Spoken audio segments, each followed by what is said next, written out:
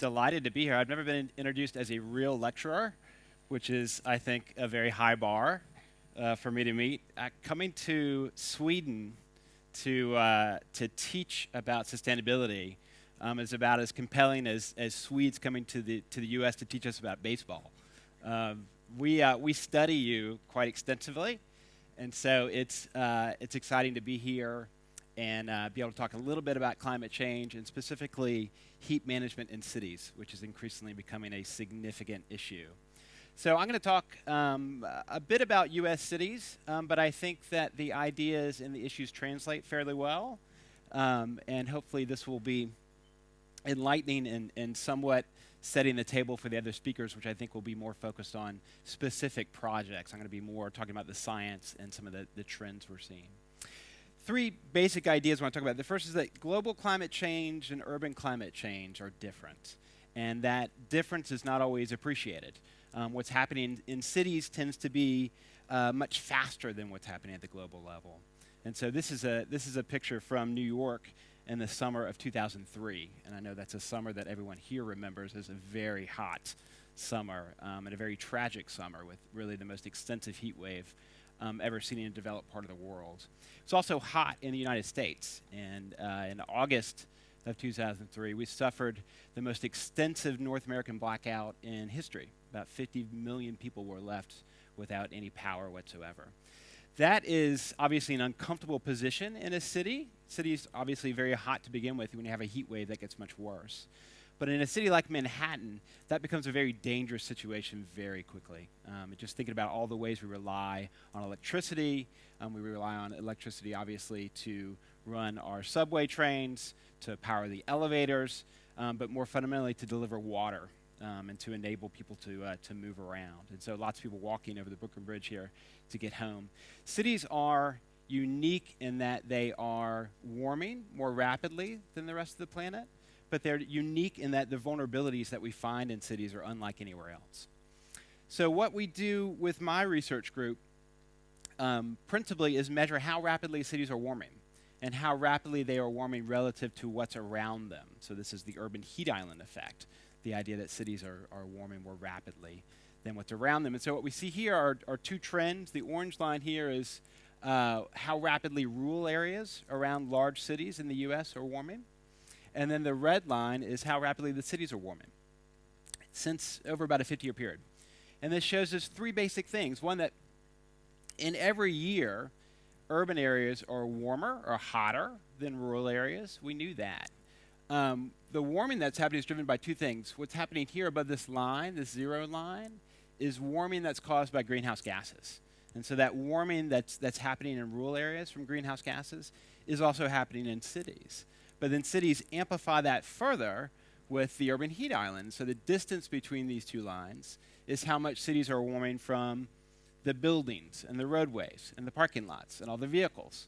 And so what we see here is that cities are hotter in every year. Most of the warming in cities is actually driven by the heat island effect. It's not driven by greenhouse gases. That's not to say the greenhouse gases are not a huge problem in cities. They are. But this is the major effect. And then cities are warming more rapidly. And so this is creating, again, these unique vulnerabilities for urban areas. And so if we measure this as far as the rates that are involved, the planet's heating up at about 0.3 degrees Fahrenheit. Forgive our stubborn U.S. units here. About 0.3 degrees per decade Fahrenheit. And then that's generally the same rate that rural areas outside of cities are warming.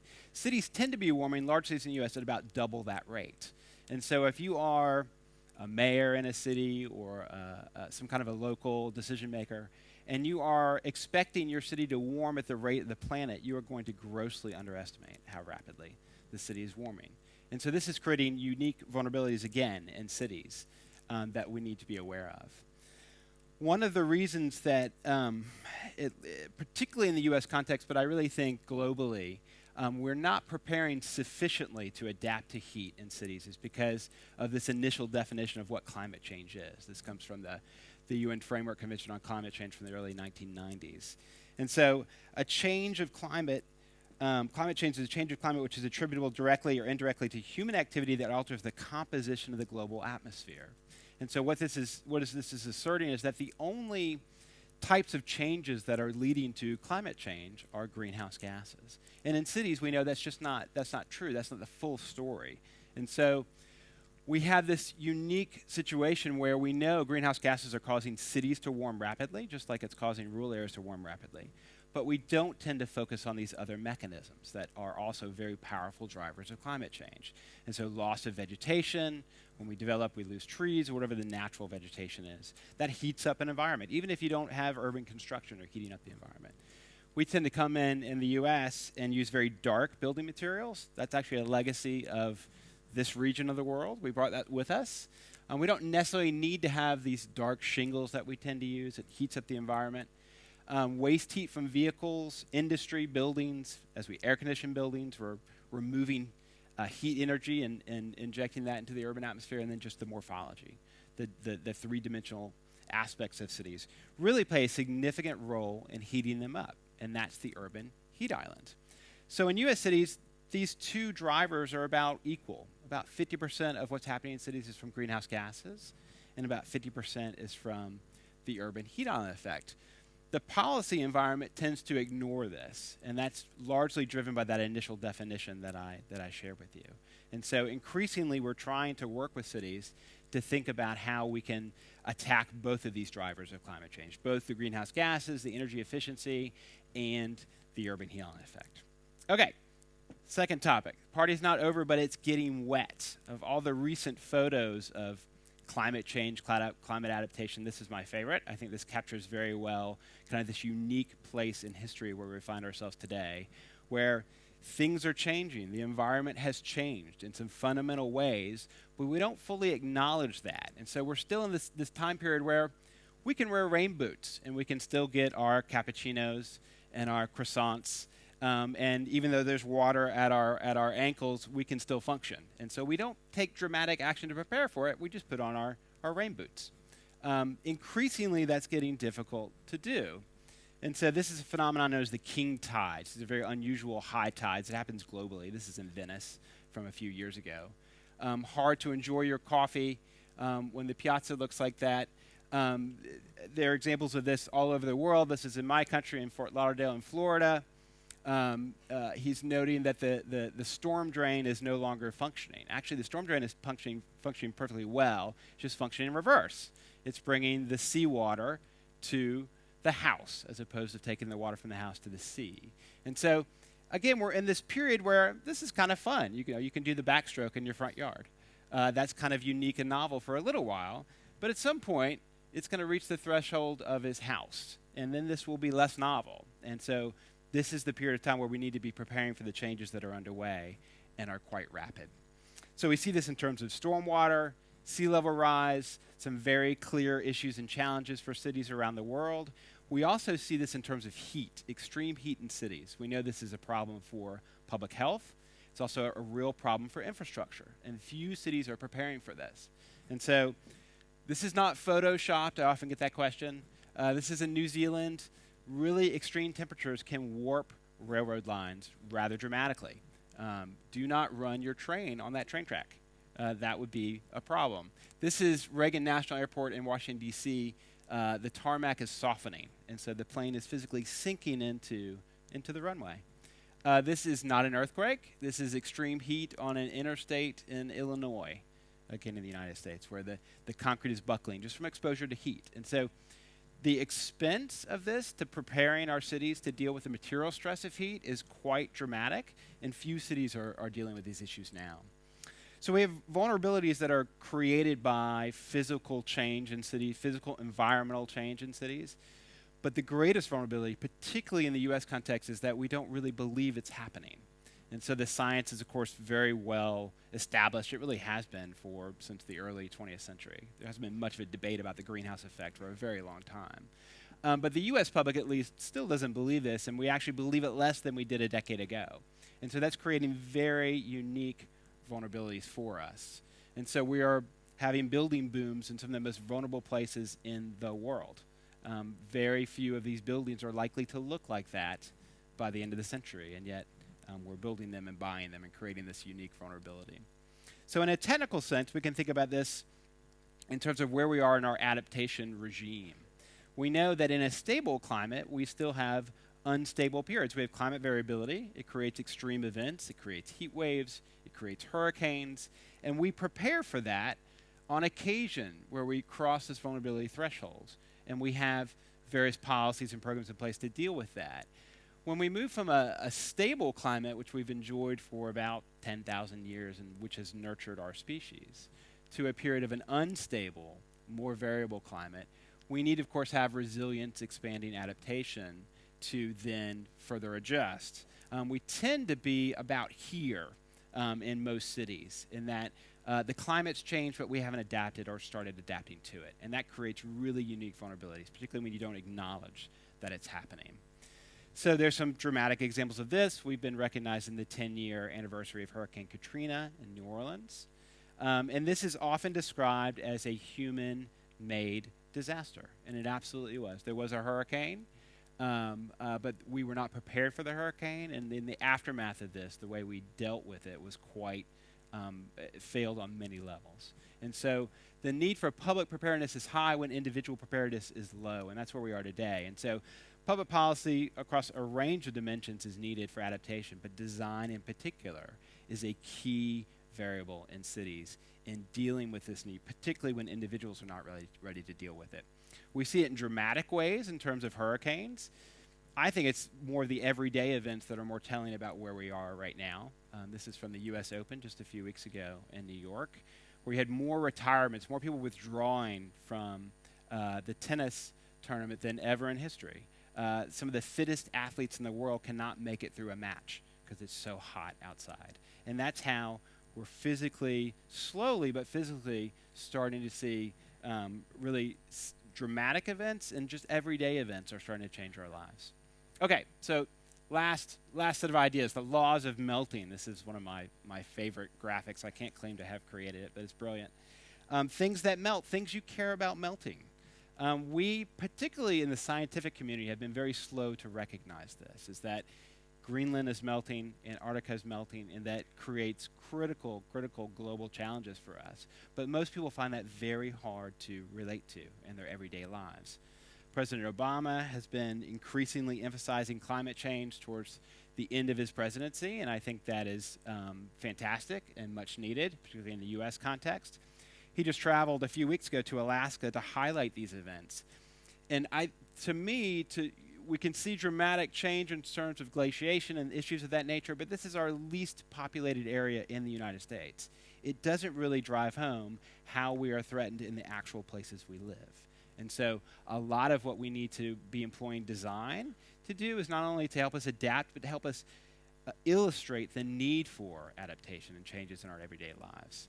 This is a campaign in Vancouver, which is posting on telephone poles barnacles and seashells to demonstrate where some of the projections show sea level will be in the future based on these models. And that tends to be rather arresting, to walk out of your apartment and find, ooh, I would be underwater if these projections actually come to pass. Thinking about taking action where we live, this is an analysis from one of my students a few years ago looking at Chicago in Illinois and looking at temperatures in neighborhoods, this is surface temperatures that are really not very far apart at all, and trying to get a sense of why are they so different. And so the neighborhood here on your left is it's got the same number of houses roughly, but it's much warmer in terms of the neighborhood on the right. It's got more sparse tree canopy, it's got more ancillary buildings, more impervious cover. So what can we do at the design scale to think about cooling down cities really at the neighborhood level? And so much of the work that we're doing today is to try to measure precisely what are the benefits, both for temperature and health, for increasing green cover, tree canopy, green roofs, increasing cool materials around cities, and reducing waste heat. And so the tools we have available to measure this are improving fairly dramatically, where we can think about this really at the block scale. So I mentioned before, we measure these trends of how rapidly cities are warming around the U.S., and these are the ranking of U.S. cities. And so Louisville, Kentucky is the most rapidly warming city. It's the most rapidly growing heat island in the United States and maybe in the world. It's warming at a rate that's about 5 times as fast as the planet is warming. Extremely fast. And so we're working with the city now to try to figure out why that is and what we can do to slow this down. for the first time, we are actually working with cities on plans that are designed to change the climate, to moderate the climate. And so Louisville's a beautiful city. It's got beautiful neighborhoods. If you've never been there, I recommend it. But most of the neighborhoods around the city look more like this. And so in the U.S. context, you would typically find lots of trees in these kinds of neighborhoods. But Louisville, kind of neighborhood, street after street, has very little tree cover. If you look at the downtown district, almost no trees. Lots of impervious cover, almost no trees. It's one of the only major U.S. cities that have no protections for trees, tree ordinances that regulate how much tree canopy you need to have and how you manage that. So what we're doing is we're trying to map these trends. This is the downtown district. I know you're probably not familiar with Louisville, Kentucky. But we're looking at tree canopy around the city, and we find downtown we have about a 6 to 8% tree canopy cover. That's very, very sparse, and that contributes significantly. If we look at some of the park areas, you can get up to 60 to 100%. You can get much more extensive tree canopy. Then we look at the amount of impervious cover, streets, parking lots, buildings, and we tend to see very high numbers up to 90%. It's not surprising in an urban area. And so what we're able to do now, really for the first time ever, is look at air temperature around a city at a very fine scale. And so typically a city in the US, it's probably true in Europe, will have just a handful of weather stations, just a handful of places where you can look at temperature. We're now able to model this at the level of about 6 city blocks. And that really gives us a sense of where is it hot and why around a region. And so we then say, well, let's say we planted lots of trees, thousands and thousands of trees around a major US city. Would that actually cool it down? And so we use this in our modeling approach, and we increase tree canopy. This shows tree canopy increasing across the neighborhoods. We then look at cool materials, reflective roofing, reflective paving materials, and we increase that around the region. And what we see here is a pretty significant reduction in average temperatures. If you look at the two graphics together, you can see it's about a 2-class shift in temperature around a city. That means we can physically change the weather. You can physically change the weather on a hot afternoon by changing the land cover around a city, and that's very encouraging. The other thing we note is that combining strategies in cities is much more effective than any single strategy. And so if you have, here we're showing the whole region. So this is the downtown district we're looking at here in the bend in the river. And if we plant lots of trees and have green roofs, we get about that much cooling. If we use cool materials, we get about that much cooling. If we combine them, we get much, much more cooling than we would if we just added those two strategies together. And so thinking about in design and architecture work, trying to bring in green materials and cool materials together is absolutely fundamentally important. We can also at this scale show where we think people are most likely to get sick from heat waves and die. And so we're actually measuring or modeling how many people are dying in a typical summer in Louisville. And this is what is showing this neighborhood by neighborhood, the risk, low, medium, and high. And then we can look if we intervene where we see those benefits. And so again, what we're trying to do is get to the neighborhood scale and say, this is where you have the most heat, this is where you have vulnerable populations, and this is where we need to develop plans and strategies to deal with this. And so this is my last slide here. This is a clipping from a very old newspaper in Texas, and it's showing Manhattan with a roof over it, and various engineers working up here that are manipulating the weather. And so in the 1940s, this was seen as very much science fiction, that we could manipulate the weather in a city. And I think we're actually at that point where we can do this by thinking intelligently about the land cover materials that are there, and to slow the rate at which cities are warming. And so that's very much what we're focused on in my group, and I think some of the projects will focus on this today. So a few closing thoughts.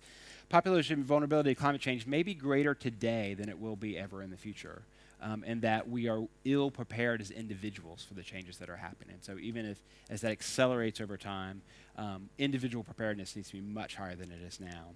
Adaptation requires climate phenomena to be localized and contextualized, and I think that's really where urban design can be a major, major tool for us to help people realize and see in their daily lives how change needs to happen.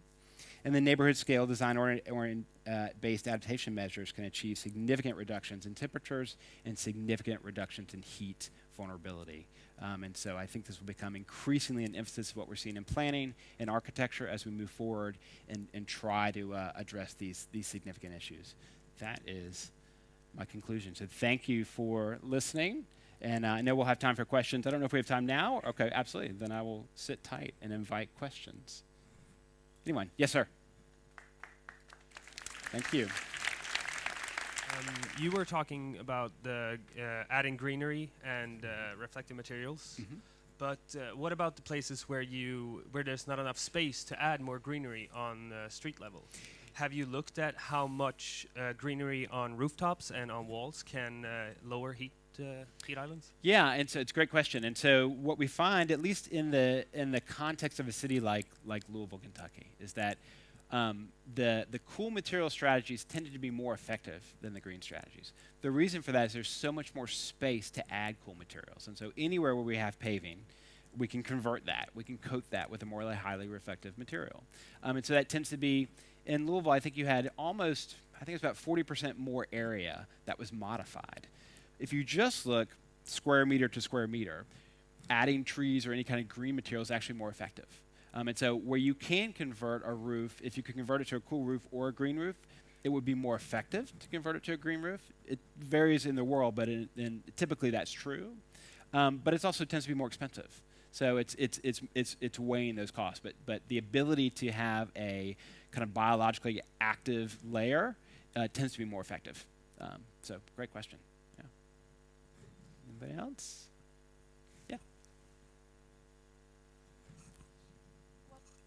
What materials, for example, can you replace concrete with, or other materials that I guess are hot? Yeah, that's a great question. That it's somewhat above my pay grade. So concrete tends to be fairly reflective to begin with, compared to asphalt, black asphalt, which we have a lot of. And so in some places we're trying to once again replace asphalt with concrete just to move in that direction. But you can coat concrete or any impervious material with a highly reflective coating. And so you can achieve pretty high albedos or reflectivity levels with any kind of impervious cover just by coating it. And so that tends to be what the projects we have in cities that are trying to address albedo tend to be using coatings to do that, whether it's surface or rooftop. The other trend we see is a lot more pervious paving. And so that allows infiltration of rainwater into either whether concrete or asphalt. Both products exist. And that's useful for dealing with stormwater, of course, but it's also useful for dealing with heat because it retains water in the pores of the material, and that can evaporate during the day, and it actually is a really effective way to cool the material. And so cities are more, at least in the U.S., are much farther along in preparing for stormwater and flooding than heat, and so any strategies we can develop that address both are really useful. Anybody else? We got one over here. Well, in your presentation, you mentioned Hurricane Katrina, right? Mm-hmm. And you said that people chose really bad strategies to regenerate the city. Could you describe them? Yeah, so I wasn't talking so much about regenerating the city. I was talking about the response to the hurricane, which was had been modeled and predicted for a long time. And so the city was not well prepared to evacuate the population, and the city defenses were not well maintained. And so the hurricane itself actually passed over the city with some damage, some limited flooding, but then the levees failed. And when the levees failed, that's where it became a very dangerous situation, and that's where people lost their lives. And so it was not taking the threat very seriously in advance. That was the principal threat that happened in Katrina. The rebuilding, there's lots of interesting strategies. I think New Orleans is one of the best examples in the U.S. we have of trying to become more adaptive to climate change. And so there have been lots of hard defenses, improved levees, and other types of strategies, many that we've adopted from the Netherlands now, that are in place. But there's lots of rebuilding that's happening because so many people were displaced. And so there are various programs where they are converting, what used to be almost entire neighborhoods into forests. And where they're allowing lots of community gardening and strategies of that nature, and trying to think about how you recreate neighborhoods from devastated areas. There's a lot of work going on that front today in New Orleans. So I think it's becoming more of a positive example, but it's a very important example for us of not heeding the warnings of change that's happening quite quickly, and that's why I referenced New Orleans. Cities are heating up more than their agricultural landscape. Mm-hmm. How do you pick plants and stuff so that it doesn't affect the surrounding areas with new biodiversity? Yeah, so that's a really important question. And so one of the issues we've been focused on is species selection for trees. And so we're working with cities, and we're really recommending that they plant tens of thousands, if not hundreds of thousands of trees. And so that's a large undertaking. In doing that, It's a huge investment. You're making kind of climate bets for mid-century, and so how healthy will these trees be in 20, 30, 40 years? You want to select the appropriate species. We're of course seeing that what we call hardiness zones in the US are shifting, and so the ideal species selection by climate zone, those climate zones are shifting, and they haven't shifted for a very long time, but they are now. And so as they shift, what is a native species is changing. And getting cities to appreciate that is actually quite challenging because people in my business have been very committed to maintaining indigenous species, native species. But we're moving into a place where that may not be possible. And so we need to be picking species that are most well adapted to what's coming in terms of typical temperatures and also more intense weather in general. And so there's a lot of thinking today about what species are most appropriate. I don't think we are to the point where we have ideal planting lists by city. And I think that's a really big objective for us, at least in environmental planning, to start think about species selection and how that changes. I recently saw, I didn't know about this, but I recently saw a news report, I guess I could call it, about the shift in rivers. I think it was in Louisiana. Where it was natural for the shift and it's now wanting to happen, but the cities are in the way. How can we plan for this kind of natural movement? Yeah, we need to take a field trip to New Orleans. These are all New Orleans questions. And so New Orleans, because they have obstructed the river from its natural meandering over time, that's part of the reason that they are struggling with climate change more dramatically than most other cities, because New Orleans is both confronting rising sea levels, it's also subsiding. The city is physically subsiding. And so because New Orleans has not been allowed to flood, it pumps out the moisture as soon as it rains mechanically.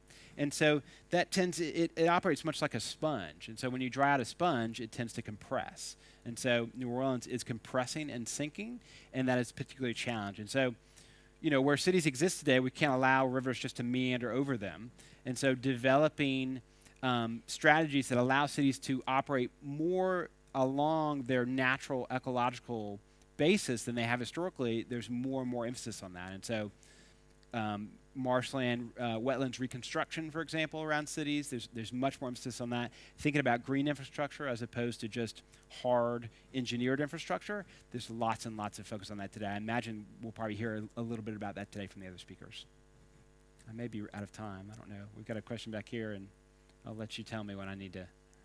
I have a question about city vegetation. Sure. Have you ever considered following, for example, permaculture when you're growing like trees and bushes and Yeah, I haven't looked at that specifically. So I think that would be potentially a great idea, but I don't have any expertise on it. So I won't pretend to. But, thinking about cities as not only for a range of different types of agriculture, but also different types of species, and the various opportunities we have for planting, I think we're just at the beginning of that conversation. At least we are in the U.S. Yeah, because permaculture is a very self-sufficient way of growing. So yeah. It could be a good idea. A very good solution. I think it's a very good solution. Absolutely. Yeah. Connecting to the questions you had earlier from Tobias and Sara about planting more trees, I know for a fact that an ecosystem with more biodiversity is more resilient to changes. How's the talk about biodiversity in that sense that you know of? Do you plan for biodiversity to have, because there's investment of all these trees, to keep that investment more sound investment? Yeah, absolutely. I mean, we have today in many cities, we already have planting lists for trees that are too narrow. And so you might have, in the city of Atlanta, I think we principally have about 8 species of street trees. And that's not sufficient, right? And that's not a good strategy for maintaining a healthy canopy. And so we're confronting the challenge of having those particular species become less and less well adapted to the urban environment. And so we have fewer trees on that list that we can actually choose. We need to be growing that list to be to create greater opportunities for biodiversity and to choose species that are well adapted to a changing climate, that's going to be a really large challenge, is to increase the size of that list while the number of species that are native and adapted is shrinking. And so, again, a great challenge for cities. I don't think there are very many people working on that. And so that would be a great thing to focus on. Absolutely. Back here, and then hi. we'll come over here. Hi. I'm just wondering, how many programs are there that focus on reducing cities instead of adding on smart solutions on it? So physically, like, do you mean slowing the rate of growth in cities, or limiting new urban Maybe like settlement? flattening them out or making them smaller instead of adding on more and more stuff. I think ironically, the direction in the U.S. is quite the opposite. We've spent a lot of time over the last century in the U.S. trying to decentralize our cities, trying to actually make them more rural and distribute populations, given a range of problems from the 19th century city, to spread the population out. For a long time, it's very, very hard to re-centralize cities. And so that's clearly underway now for a lot of reasons. And I think that makes sense from almost any environmental perspective. And so one of the reasons I developed my research, one of the interesting aspects of urban scale climate change and the urban heat-on effect, is that it appeared to be the one exception to the rule that density was better. We have less water consumption with more dense cities. We have less energy consumption with more dense cities. We preserve more of the rural landscape and all the ecological service that are provided there. But cities, downtown districts, are really hot. And so when we concentrate urban populations, are we heating up the landscape? Is that actually a negative aspect of densifying re-densifying cities? And it turns out that actually no. If you look at the entire landscape, sprawling cities are generating much more heat overall than compact cities. And so my own view is that, at least in the U.S. context, greater densification without hyperdensity is the best environmental strategy for dealing with climate change and almost any issue. I mean, it's just physically reducing the footprint of development. Yeah, thank you. We had a question here and a question there.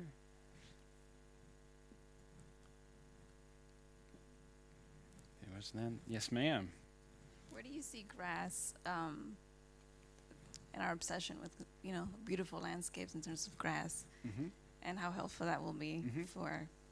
That's a challenging question. So like our very dark asphalt shingle and roof treatments, which is, we think, a legacy of Northern European immigration. We have an obsession with lawns, expansive lawns in U.S., particularly in residential development, and it's kind of this pastoral legacy that also, I think, has roots in Europe. Grass tends to perform very well in cities if it's irrigated. And so if there's moisture there, any way to bring in moisture, I mean, I didn't talk much about bringing in just physical water bodies into cities. It's a great strategy. It can create other challenges with mosquitoes and various pests, but there are also strategies to address that. But just increasing moisture in cities is a good strategy. Grass can do that. It's what are the downsides of that with maintaining the grass? So we use a lot of energy to maintain lawns in the U.S. And so we're cooling down the city, we're increasing greenhouse gases. I'm not sure that's a great trade-off. So depends on the kind of grasses, wild grasses. I mean, green roofs make wonderful use of grasses that don't require the management of a typical residential lawn. So I think it's a good strategy if it's intelligent. Yeah. Anybody else? I think actually we have to move on to We the should next move on. speaker. Okay. Give a big hand to Brian. Thank you. Thank you. Thank you.